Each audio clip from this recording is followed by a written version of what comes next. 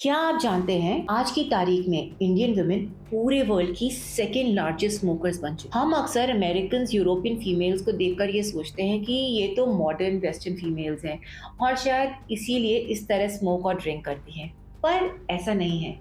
Indian females का statistic देख के पता चलता है कि अब वो इन सब वेस्टर्न कंट्रीज के फीमेल्स को कहीं पीछे छोड़ चुकी है। इंडिया में लिटरली स्मोकिंग एक पेंडेमिक की तरह आ चुका है, जिसमें लड़कियों ने लड़कों को भी पीछे छोड़ दिया है। और एक सर्वे में तो पता चलता है कि इंडिया में यंग फीमेल्स में 6.2% का शार्प राइज पाया गया है, जबकि यंग बॉयज में ये नंबर कंपैरेटिवली 2.3% का है। स्मोकिंग की फ्रीक्वेंसी भी गर्ल्स में ज़्यादा पाई गई है। रिसर्च से पता चलता है कि लड़कियां एवरेज दिन का 7 बड स्मोक करती हैं, जबकि लड़कों में ये नंबर 6 सिगरेट्स पर डे है। और इससे भी ज्यादा शॉकिंग बात तो क्रिमिनल केसेस हैं। रिसर्च के दौरान कितने सारे ऐसे सीरियस और डेडली क्राइम्स मिले हैं जो औरतों ने कमिट किया है जस्ट बिकॉज उनकी फैमिलीज उन्हें सिगरेट स्मोक करने नहीं दे रही। एंड आई नो हम सबको पता है कि स्मोकिंग किल्स, लेकिन क्या आप जानते हो कि smoking kills women faster than man? John Hopkins university के एक रिसर्च में ये बात पता चली। सिगरेट स्मोकिंग वुमेन्स को मेन से 25% ज्यादा हार्म करती है और कई सारी ऐसी बीमारियां भी कॉज करती हैं जो लड़कों को हो ही नहीं सकती, मतलब वुमेन स्पेसिफिक डिजीजेस। आज हम इस सबको डिटेल में डिस्कस करेंगे कि that why smoking effects women more than main, और क्यों इंडियन गर्ल्स में इंडियन मेन से ज्यादा स्मोकिंग इतना प्रेवेलेंट हो गया है और इसके पीछे के रीजंस क्या हैं। लेकिन उससे पहले क्या आप जानते हो स्मोकिंग की आदत औरतों को लगी कैसे? इसकी स्टोरी एक्चुअली काफ़ी ज़्यादा इंटरेस्टिंग है और इसकी शुरुआत होती है अर्ली 1800 से, जब पूरी दुनिया में इंडस्ट्रियल रेवोल्यूशन की शुरुआत हो चुकी थी। इसी दौरान दुनिया की पहली सिगरेट मेकिंग मशीन का इजाद भी हुआ जो हर मिनट 200 सिगरेट बना सकती थी। अब इस इन्वेंशन ने सिगरेट मैन्युफैक्चरिंग की दुनिया में एक क्रांति ला दी थी, क्योंकि इससे सिगरेट्स का प्रोडक्शन एकदम से चीप बन गया था और जिससे कंपनीज को हेफ्टी प्रॉफिट्स होने लगे थे।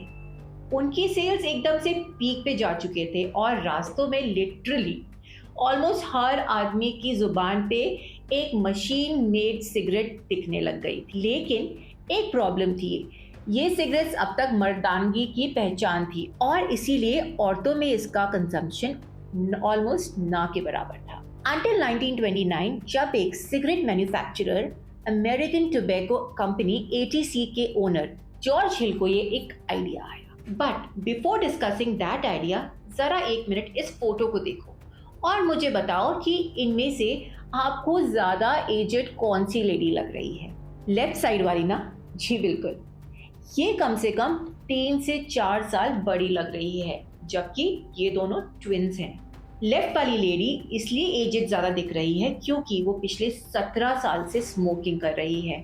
इनफैक्ट ऐसे कई सारे ट्विन रिसर्चेस हुए हैं जिसमें ये क्लिनिकली प्रूव है कि स्मोकिंग स्किन में मौजूद कोलेजन टिश्यू को, जो आपके स्किन को और टाइट और यूथफुल बना के रखता है, उसी कोलेजन को निकोटिन अटैक करके स्किन पे रिंकल्स, डार्क स्पॉट्स, डल और सैगिंग स्किन कॉज करता है, जिससे कि स्मोकर्स एज से पहले ही एजेड दिखने लग जाते हैं। लेकिन स्मोकिंग के अलावा भी एज के साथ स्किन का कोलेजन प्रोडक्शन नेचुरली ही डिक्रीज होता है, अबाउट 1% एवरी ईयर। इसकी वजह से स्किन में रिंकल्स, फाइन लाइंस और dark spots, pigmentation, joint discomfort जैसे सिम्टम्स दिखने लग जाते हैं। चलिए अब बात करते हैं फिर से जब ATC के ओनर को ये एक रेवोल्यूशनरी आइडिया आया और उन्होंने उनके PR मैनेजर एडवर्ड बर्नेस को बुलाया और कहा कि कोई ऐसी मार्केटिंग स्ट्रैटेजी ढूंढ के निकालो जिससे हर औरत रास्ते पे खुले आम सिगरेट पीने के लिए कंफर्टेबल हो जाए।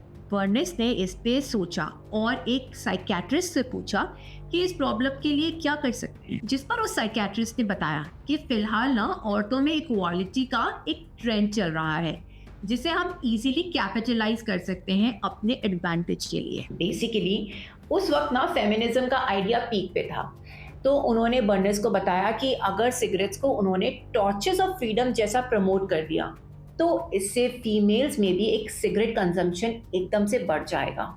And guess what, the idea absolutely worked. इसी आइडिया से इंस्पायर्ड होकर बर्नेस ने अपनी पर्सनल सेक्रेटरी बर्था हंट को लेके एक प्लान बनाया। उस समय मार्च 1929 में न्यूयॉर्क में एक फेमस ईस्टर परेड होने वाली। सो उन्होंने बर्था से कहा कि उसे एक वुमेन्स राइट एक्टिविस्ट बनके इस ईस्टर परेड में एक टॉर्चेस ऑफ फ्रीडम करके एक रैली ने। इस रैली में बर्था को और बहुत सारी औरतों के साथ बिल्कुल मर्दों की तरह स्मोक करते हुए जेंडर इक्वालिटी के लिए प्रोटेस्ट करना है।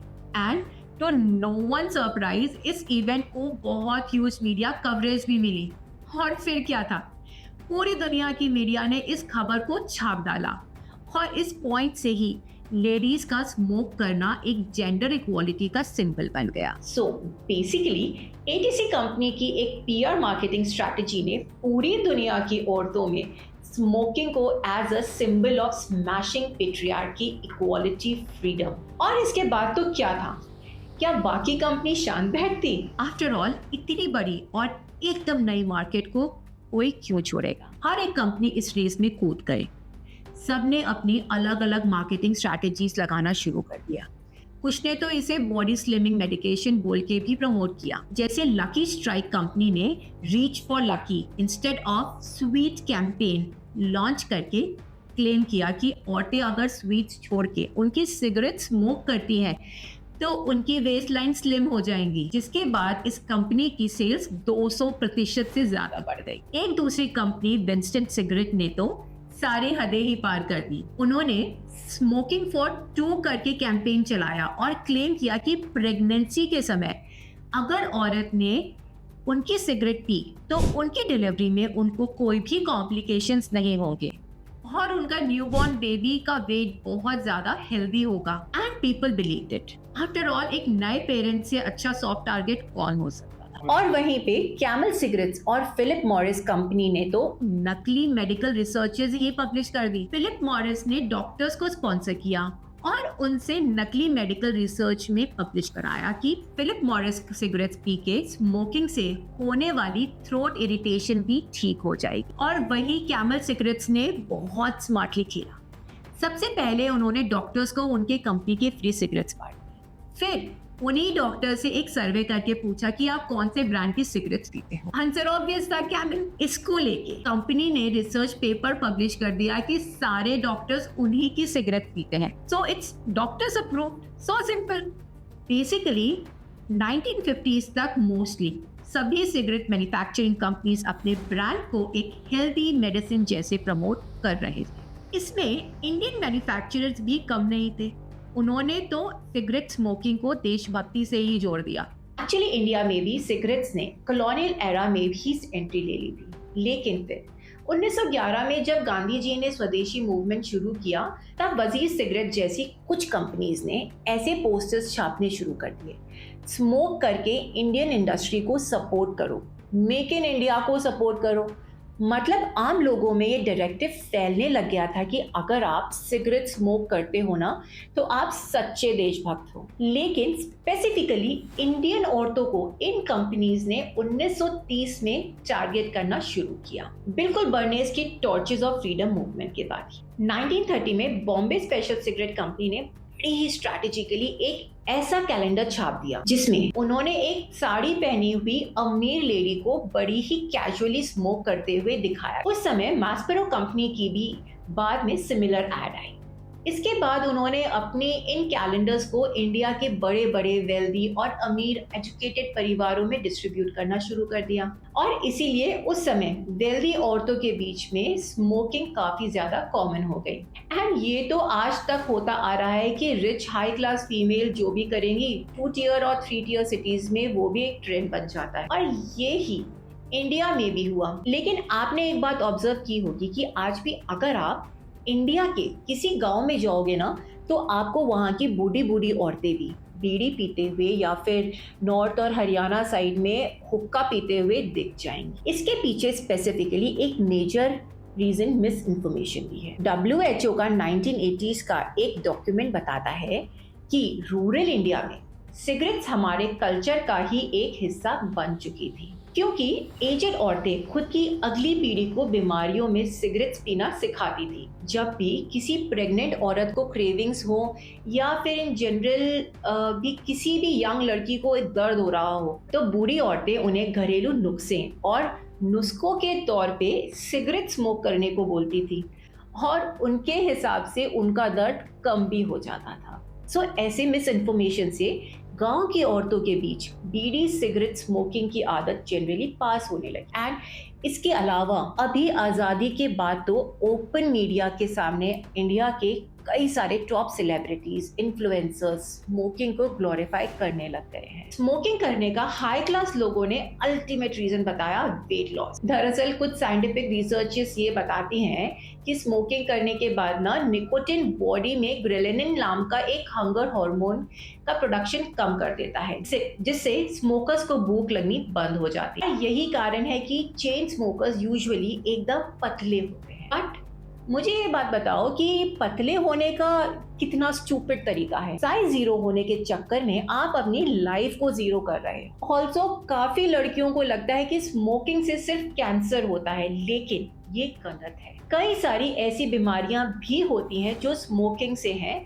और वो एक्सक्लूसिवली लड़कियों को ही होती हैं, लेकिन इनके बारे में हमें पता भी नहीं है। एक और जॉन हॉपकिंस यूनिवर्सिटी के रिसर्च में ये पता चलता है कि सिगरेट वुमेन को मेन से 25% ज्यादा हार्म करता है और हर साल ये हार्म 2% के करीब बढ़ जाता है। बल्कि सारे सर्वेस का एक ही कंक्लूजन है कि वुमेन के बॉडी के लिए सिगरेट्स बहुत ज्यादा हार्मफुल है एज कम्पेयर टू मेन, क्योंकि फीमेल्स की बॉडी में निकोटिन का मेटाबॉलिज्म फास्ट हो जाता है। सिंपल भाषा में वुमेन बॉडी निकोटिन को फास्ट डाइजेस्ट करती है as compare to the male body. इसके अलावा जैसे कि मैंने आपको बताया कि स्मोकिंग कई सारे वुमेन स्पेसिफिक प्रॉब्लम भी कॉज करता है, क्योंकि निकोटिन कई सारे फीमेल हॉर्मोन्स को भी स्पेसिफिकली डैमेज पहुंचाता है। जैसे कि एंटी माइलेरियन एक हार्मोन AMH एक ऐसा हार्मोन है जो एक वुमेन की ओवेरियन रिजर्व्स और एग रिजर्व्स को इफेक्ट करता है।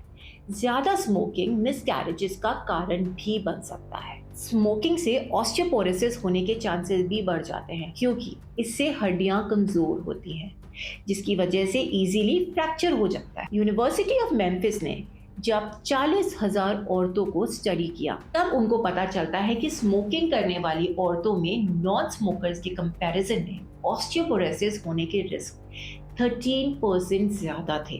स्मोकिंग वुमेन में ब्रेस्ट कैंसर के रिस्क को 10% से ज्यादा इंक्रीज कर देता है। लेकिन there is some relief here. एक गुड न्यूज ये है कि साइंटिफिकली प्रूवन है कि अगर एक स्मोकर स्मोकिंग छोड़ देगा तो उसके सिर्फ 20 मिनट के बाद उसका ब्लड प्रेशर और हार्ट रेट धीरे धीरे नॉर्मल होने लगता है। 24 घंटों के अंदर यानी एक दिन के बाद हार्ट अटैक का रिस्क दिखना कम हो जाता है और कुछ हफ्तों में सीलियास यानी कि वो हेयर लाइक स्ट्रक्चर्स जो फिल्टर करके हवा को लंग्स में भेजते हैं, वापस थोड़ा बहुत नॉर्मल जैसे काम करना शुरू कर देती हैं। और कुछ महीनों के बाद तो धीरे धीरे करके बड़ी बीमारियां होने के रिस्क भी कम होने लगते हैं। 1 साल के बाद तो हार्ट डिजीज का रिस्क स्मोकर्स के कंपैरिजन में लिटरली आधा हो जाता है और 10 साल तक स्मोक फ्री रहने के बाद तो एक एक्स स्मोकर को लंग कैंसर से मरने का रिस्क उतना ही होता है जितना आपके और मेरे जैसे नॉन स्मोकर्स के लिए होगा। So what I'm trying to say इस वीडियो के माध्यम से that getting freedom from any addiction is not hard. All you need to do is to take that first step. और वो कहते हैं ना, मंजिलें तो मिल ही जाएंगी भटकते हुए ही सही, गुमराह तो वो है जो घर से निकले ही नहीं। और तब तक ट्यून रहिए अनु टॉक्स।